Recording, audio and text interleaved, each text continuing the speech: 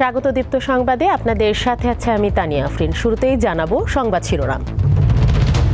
অবাধ ও সুষ্ঠু নির্বাচন করতে অন্তর্বর্তীকালীন সরকার প্রতিশ্রুতিবদ্ধ, জানালেন প্রধান উপদেষ্টা।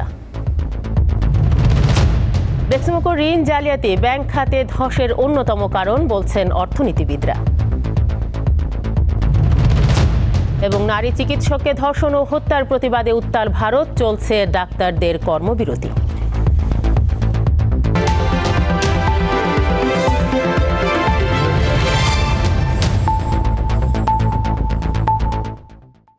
দেখছিলেন শিরোনাম, এবারে পুরো খবর। প্রধান উপদেষ্টা নোবেলজয়ী ডক্টর মোহাম্মদ ইউনুস বলেছেন, অন্তর্ভুক্তিমূলক বহুবাচনবাদী গণতন্ত্র রূপান্তর নিশ্চিত ও অবাধ, সুষ্ঠু এবং অংশগ্রহণমূলক নির্বাচন করতে অন্তর্বর্তীকালীন সরকার প্রতিশ্রুতিবদ্ধ। নির্বাচন ব্যবস্থা, বিচার ব্যবস্থা, স্থানীয় সরকার ব্যবস্থা, গণমাধ্যম, অর্থনীতি ও শিক্ষা ব্যবস্থা সংস্কার করা অন্তর্বর্তীকালীন সরকারের অন্যতম কাজ। শনিবার তৃতীয় ভয়েস অফ গ্লোবাল সাউথ সামিটে ভার্চুয়ালি যুক্ত হয়ে তিনি এসব কথা বলেন। এ সময় ভারতের প্রধানমন্ত্রী নরেন্দ্র মোদীকে ঢাকায় আমন্ত্রণ জানান doctor Yunus. Our young generation have impressed upon the people of their aspirations for a revolutionary change. আমাদের তরুণ প্রজন্ম একটি বৈপ্লবিক পরিবর্তনের জন্য তাদের আকাঙ্ক্ষা অনুসারে জনগণকে প্রভাবিত করতে পেরেছে। একটি অর্থবহ সংস্কারের মাধ্যমে গণতন্ত্র ও মানবাধিকার নিশ্চিত করার জন্য রাষ্ট্রের সমস্ত প্রতিষ্ঠান পুনরুদ্ধার করেছে। এই সরকার অন্তর্ভুক্তিমূলক ও বহুত্ববাদী গণতন্ত্র নিশ্চিত করে একটি অবাধ, সুষ্ঠু ও অংশগ্রহণমূলক নির্বাচন অনুষ্ঠানে প্রতিশ্রুতিবদ্ধ। Your Excellencies, the theme of this summit as well as for this inaugural leaders session. দেশে বড় বড় আর্থিক অনিয়মের সঙ্গে যার নাম সরাসরি জড়িয়ে রয়েছে তিনি সালমান এফ রহমান। সাবেক প্রধানমন্ত্রী শেখ হাসিনার বেসরকারি শিল্প ও বিনিয়োগ উপদেষ্টা হিসেবে ক্ষমতার অপব্যবহার করে গড়ে তুলেছেন ধন সম্পদের পাহাড়। তার নামে রয়েছে শেয়ার বাজার কেলেঙ্কারি ও ঋণ জালিয়াতি সহ নানা অভিযোগ। ফলে দেশের আর্থিক খাতে দেখা দেয় অস্থিরতা। সালমান এফ রহমান এবং তার প্রতিষ্ঠান বেক্সিমকো, বলা হয়ে থাকে ব্যাংকের ফ্রি টাকায় তিনি শত শত কোটি টাকা পকেটে ভরেছেন।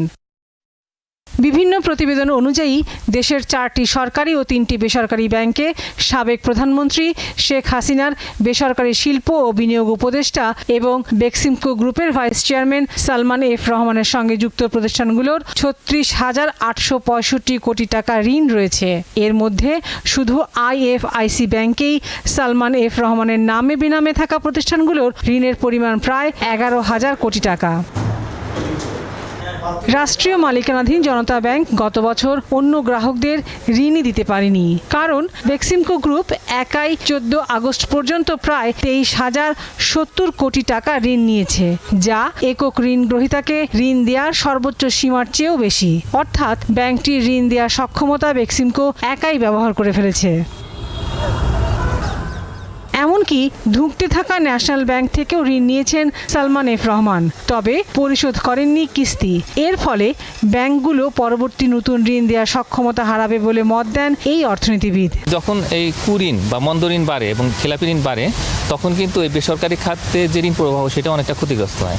এবং একই সঙ্গে আমরা যেহেতু এই মুহূর্তে একটা সংকোচনমূলক মুদ্রানীতি বাস্তবায়ন করছি, এটার কারণে এমনিতেই ঋণ দেওয়ার সক্ষমতা ব্যাংকগুলোর যা রয়েছে সেটাও কমে গেছে।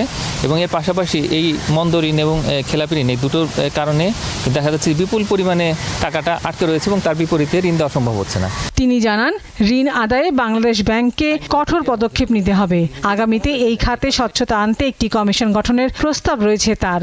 ইনিশিয়েটিভ যে সমস্ত নিতে হবে, তার মধ্যে প্রথমটা হচ্ছে যে এই অর্থনীতি আদালতকে চালু করা, দ্বিতীয় হলো তাদেরকে নোটিশ দেওয়া, আর তৃতীয় হলো যে পুরো ব্যাংক খাতকে ঢেলে সাজানোর জন্য আমি মনে করি যে একটা শক্তিশালী ব্যাংকিং কমিশন তৈরি করা দরকার। 2006-07 সালে তত্ত্বাবধায়ক সরকারের আমলেও ঋণ খেলাপি সহ নানা অভিযোগে জেলে গিয়েছিলেন সালমান এফ রহমান। এরপর জেল থেকে বের হয়ে নাম জড়ান 2010-11 সালের শেয়ার বাজার কেলেঙ্কারিতে। বাংলাদেশ ব্যাংকে এই জায়গাতে খুব শক্ত ভূমিকা পালন করতে হবে। লাবণী গুহ, দীপ্ত সংবাদ, ঢাকা। ঠাকুরগাঁও 1 আসনের সাবেক সংসদ সদস্য রমেশ চন্দ্র সেনকে আটক করা হয়েছে। শুক্রবার রাত 11টার দিকে রুহিয়ার নিজ বাসভবন থেকে তাকে তুলে নিয়ে যায় ডিবির একটি দল। রমেশ চন্দ্র সেনের পরিবারের সদস্যরা বিষয়টি নিশ্চিত করেন। এ বিষয়ে রুহিয়া থানার ভারপ্রাপ্ত কর্মকর্তা জানান, ঢাকা থেকে পুলিশ সদস্যরা এসে সাবেক পানি সম্পদ মন্ত্রীকে নিয়ে যান। স্থানীয় থানা পুলিশ কেবল তাদের সহযোগিতা করেছে। তবে কী কারণে রমেশ চন্দ্র সেনকে আটক করা হয়েছে সে বিষয়ে কিছু জানা যায়নি।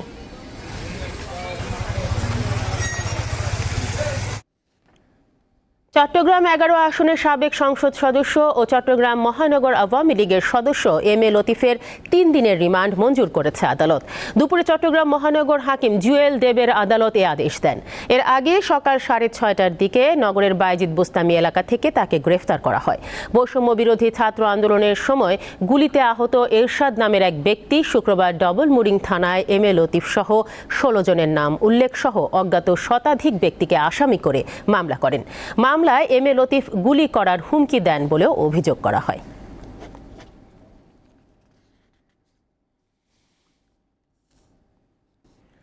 সাভারে বৈষম্য বিরোধী ছাত্র আন্দোলনে অংশ নিয়ে প্রাণ হারিয়েছেন বহু কিশোর তরুণ। তাদের মধ্যে রয়েছেন 10ম শ্রেণীর শিক্ষার্থী সিয়াম ও সফটওয়্যার ইঞ্জিনিয়ারিং নিয়ে পড়াশোনা করা শ্রাবণ গাজী। পরিবার দুটিতে চলছে শোকের মাতম। তাদের মা বাবার এখন একটাই দাবি, বেঁচে থাকতে সন্তান হত্যার বিচার দেখে যেতে চান তারা। গত 5 আগস্ট শেষবারের মতো মায়ের সঙ্গে কথা হয় আলিফ আহমেদ সিয়ামের।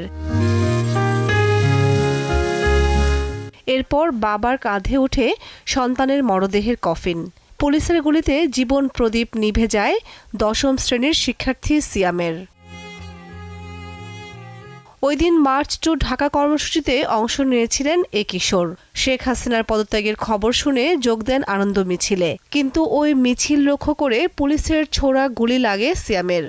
এরপর চিকিৎসাধীন অবস্থায় গত 7 আগস্ট মারা যায় সে। তানিয়া আক্তার ও বুলবুল কবির দম্পতির সন্তান সিয়াম। তার অকাল মৃত্যুতে পরিবারটিতে চলছে শোকের মাতম। বেঁচে থাকতে সন্তান হত্যার বিচার দেখে যেতে চান সিয়ামের মা বাবা। সন্তান হারানো ব্যথা কি আমি জানি। আমি চাই না যে আমার মতো আর কোনো মায়ের বুক যেন খালি না হয়, এবং আমার বাবার এই অকাল মৃত্যুর কারণে যারা আমার বাবার এই মৃত্যুর জন্য দায়ী, আমি এবং তাদের সর্বোচ্চ শাস্তির দাবি করছি।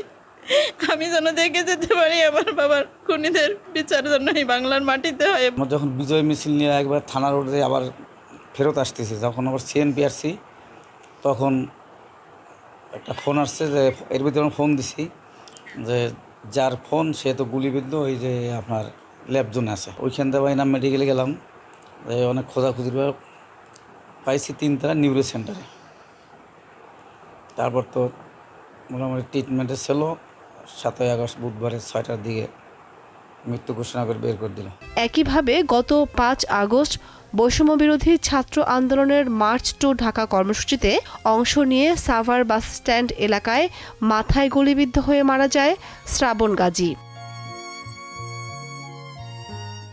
সফটওয়্যার ইঞ্জিনিয়ারিংয়ে লেখাপড়া করা শ্রাবণ গাজীর জীবন প্রদীপও নিভে গেছে একটি গুলির আঘাতে। ছেলে প্রকৌশলী হবে এমন স্বপ্ন দেখলেও এখন সেই সন্তান হারানোর শোক বয়ে বেড়াচ্ছেন তার বাবা মা। তাদের সাথে ওখান থেকে ওরা দলবদ্ধভাবে জাহাঙ্গীরনগর যে মিছিল ছিল সেই মিছিলের সাথে ওরা চলে গেছে এই সাভার নিউ মার্কেটের সামনেই, ওখানে যাই গুলিবিদ্ধ হয়ে ঘটনাস্থলে সেই মারা যায়। অবশ্যই তাদের বিচার চাই।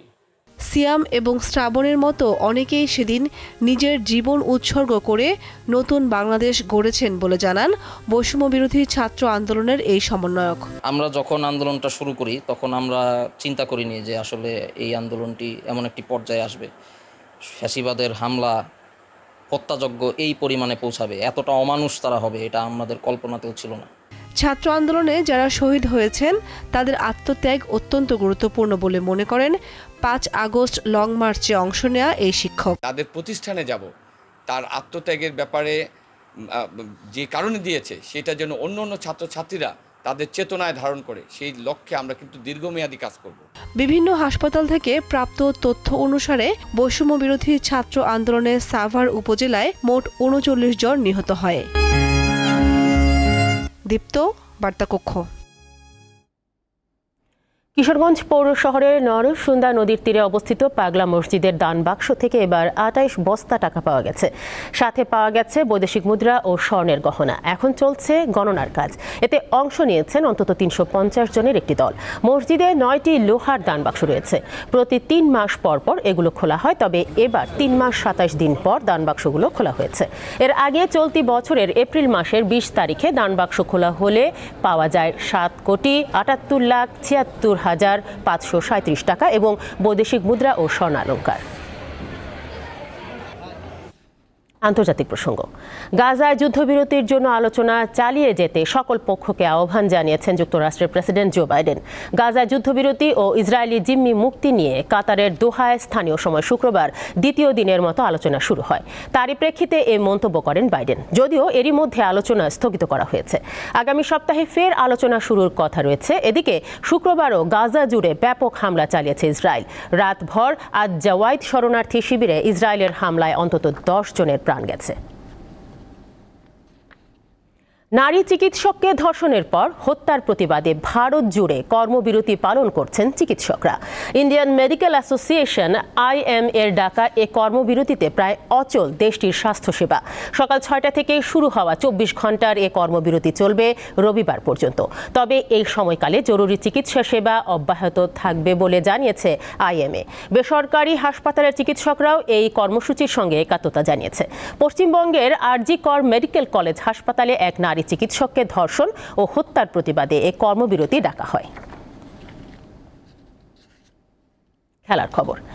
দেশের ফুটবলের মান ক্রমান্বয়ে নিচের দিকে নামতে থাকলেও তা নিয়ে যেন দায় নেই বাফুফের বর্তমান সভাপতির। টানা ১৬ বছর পদটিতে থাকা সত্ত্বেও ফের নির্বাচনের আকাঙ্ক্ষা কাজী সালাউদ্দিনের।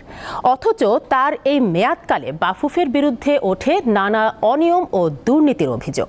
ফিফা র্যাঙ্কিংয়েও কেবল অবনতি হয়েছে বাংলাদেশ দলের। শুরুতেই জেনে নেওয়া যাক কিছু পরিসংখ্যান। কাজী সালাউদ্দিন বাংলাদেশ ফুটবল ফেডারেশন বাফুফের সভাপতির দায়িত্ব নেন ২০০৮ সালে। তখন ফিফায় বাংলাদেশের র্যাঙ্কিং ছিল ১৮০, আর ১৬ আগস্ট পর্যন্ত বাংলাদেশের অবস্থান ১৮৪-তে। দক্ষিণ এশিয়ার মধ্যে ভারত, নেপাল, মালদ্বীপ এমনকি ভুটানও র্যাঙ্কিং এগিয়ে বাংলাদেশের চেয়ে। ২০০৮ থেকে ২০২৪ এই ১৬ বছরে বাংলাদেশ পুরুষ দলের ট্রফি অর্জনে প্রাপ্তি শূন্য। এমনকি সাফ চ্যাম্পিয়নশিপের ফাইনালেও খেলা হয়নি। ট্রফি বলতে যা কিছু অর্জন তা কেবল নারীদের। ২০২২ সালে সাফ চ্যাম্পিয়ন হয়ে ফেসবুক স্ট্যাটাসে সানজিদা আকাঙ্ক্ষা জানানোর পর ছাদ খোলা বাসে দলটিকে সংবর্ধনা জানানো হয়। অথচ এই কাজী সালাউদ্দিন ক্ষমতায় বসেই বড় ঘোষণা দিয়েছেন। We may qualify, we'll try to qualify, পারি নাই। But that is not the end of the world. Why are you talking about that? Why are you ঠিক আছে, ওরা বলছিলেন উনি vision. I'm not a magician. অনেকের মতে কাজী সালাউদ্দিন দেশের অন্যতম সেরা ফুটবলার, কিন্তু সংগঠক ও দেশের ফুটবলের প্রধান হিসাবে তাকে ৫ নম্বরও দিতে রাজি নন ফুটবল বোদ্ধারা। উনি তো টোটালি সমস্ত বাংলাদেশের খেলাটা উনি স্থবির করে দিয়েছে। এটা তো আমাদের সময় ছিল না। আমাদের সময়কার ওই সিস্টেম বেঁচে থাকলে আজকে এই দণ্ডদশা হয় না। কারণ আমাদের সমস্ত প্লেয়ার এসছে মফস্বল শহর থেকে। আমরা গ্রামগঞ্জ, আমাদের খুলনায় খেলা না হলে আমরা আসলাম হতে পারতাম না। তো এই জায়গাগুলোতে আপনাদের কাজ করতে হবে। তো আর্থিক অনিয়মের অভিযোগে গত বছর এপ্রিলে বাফুফের বিরুদ্ধে ফিফা কড়া ব্যবস্থা নিয়েছে। বাংলাদেশের ফুটবল ইতিহাসে যা নজিরবিহীন। বাফুফে নারী উইংয়ের কাউন্সিলর নিয়োগ নিয়েও বিতর্ক রয়েছে। সালাউদ্দিনের বিরুদ্ধে বিদেশি কোচ এনেছেন আর বিদায় করেছেন। ফিফার অর্থায়নে সিলেট বিকেএসপিতে একাডেমি করা হলেও বাফুফের পরিকল্পনাহীনতা আর অব্যবস্থাপনায় সেটিও বন্ধ হয়ে যায়। এত অভিযোগের পরও পঞ্চম মেয়াদে বাফুফের সভাপতি হিসাবে সালাউদ্দিনের নির্বাচন করা ঘোষণাকে অযৌক্তিক মনে করেন সাবেক ফুটবলাররা। যে কোনো অসুবিধা হলে আমাদের দেশের যাতে উপকার হয় সেইটা মাথায় রেখে একটা ইন্টারিয়াম কমিটি করে দেওয়া যেতে পারে। সেটা ফিফার সাথে কথা বলে, এফসির সাথে কথা বলেই এটা করা যেতে পারে। উনি যতদিন ধরে এখানে ছিলেন এই সরকারের ছত্রছায়ায়, এই কথায় কথায় প্রাইম মিনিস্টারের দাপট দেখে ওয়ান ম্যান ফেডারেশন বানায় এই লুটপাট হাবিজাবি হ্যানত্যান এগুলো সব কিছু করে, এগুলো পরীক্ষিত জিনিস।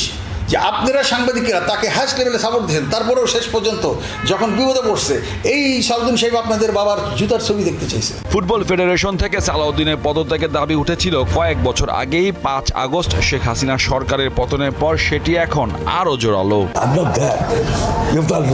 মোহাম্মদ হাসিব, দীপ্ত স্পোর্টস, ঢাকা। শেষ করব দীপ্ত সংবাদ, তবে যাবার আগে সংবাদ শিরোনামগুলো জানাবো আরও একবার। অবাধ ও সুষ্ঠু নির্বাচন করতে অন্তর্বর্তীকালীন সরকার প্রতিশ্রুতিবদ্ধ, জানালেন প্রধান উপদেষ্টা।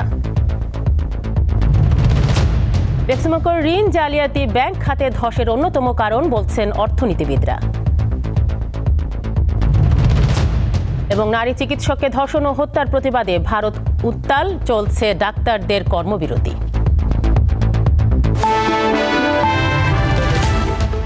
এই ছিল এখনকার মতো। পরবর্তী নিউজ আপডেট বিকেল 4টায় দেখার আমন্ত্রণ রইল। এতক্ষণ আমাদের সাথে থাকার জন্য ধন্যবাদ সবাইকে।